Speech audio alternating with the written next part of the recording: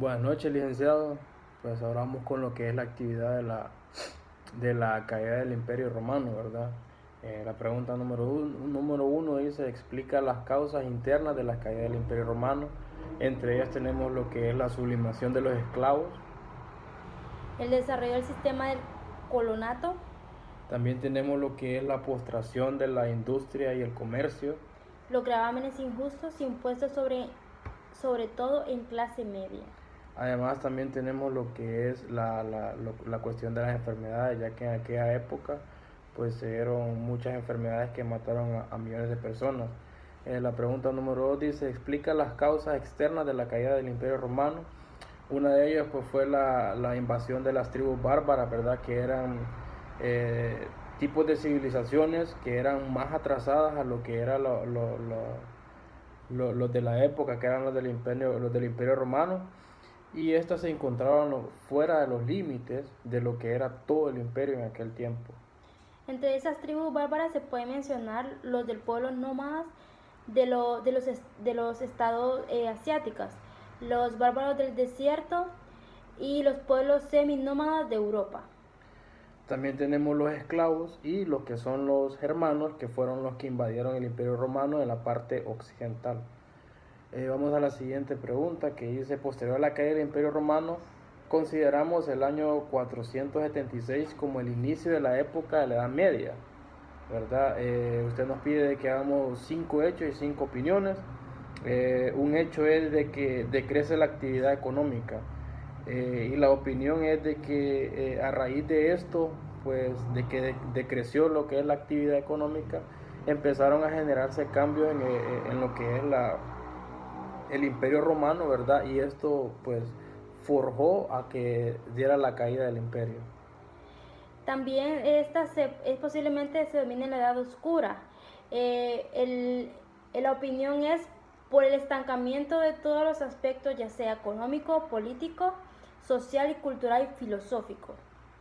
Otro hecho es que en esa época existió una inestabilidad política, ¿verdad? Los políticos de aquella época, pues la opinión es de que los políticos de aquella época empezaron a perder la credibilidad, ¿verdad? Y anteriormente, de tanto como la inestabilidad política y el decrecimiento de la actividad económica, pues hicieron de que se diera la caída del imperio. También ocurrieron tres factores: lo que era el cristianismo, la invasión de los bárbaros, la cultura clásica grecorromana. Según los relatos, estos son los aspectos que causaron la caída del Imperio Romano. Otro hecho fue de que el deceso de la población por causa de enfermedades, ¿verdad? La opinión es de que a raíz de que hubo un crecimiento poblacional, ¿verdad? Se empezaron así como creció la población, empezaron a crecer lo que son los roedores, animales roedores, y motivo por el cual se generó una epidemia que fue llamada la peste negra, que mató a millones de personas. Y ahora vamos con la siguiente pregunta, que es, posterior a la caída del Imperio Romano, consideramos el año 476 como el inicio de esta época, ¿verdad? De la edad alta media, ¿verdad? Usted nos pide 5 hechos y 5 opiniones. El primer hecho es la coronación de Carlos Magno en el 800. En esta época se inicia el Imperio Romano, dándole lugar al primer renacimiento de la época.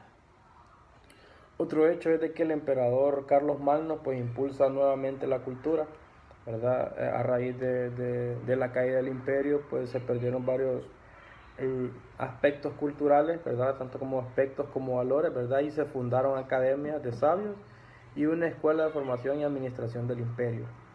También está el sistema feudal, es un sistema de señorío y vasallaje. Esto se basa en la concesión y posesión de feudos.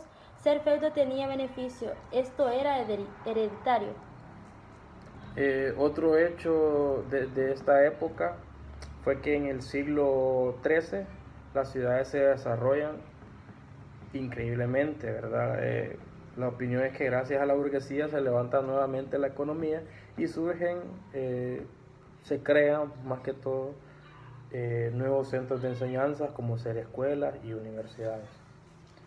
Otro también es la relación fundamental en la del Señor y el siervo, donde el Señor es dueño y propietario de la tierra, mientras que el siervo este es el que trabaja y el Señor le da donde vivir, pero el siervo tiene que pagarle un como dinero como alquiler, como que le está alquilando la tierra.